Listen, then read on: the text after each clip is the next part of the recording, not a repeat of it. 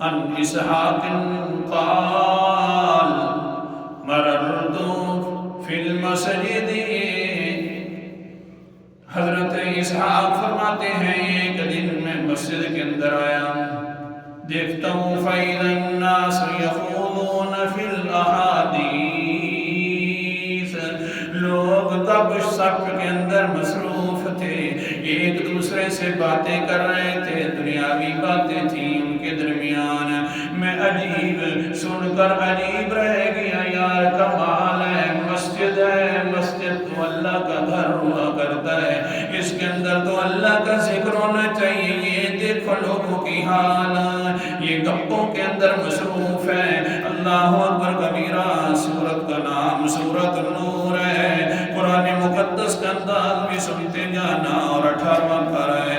اللہ تعالیٰ فرماتے ہیں فی بیوت اذن اللہ ان ترفع ویذکر فیہا اسمہ یسبح لہ فیہا بالغدو والآصال۔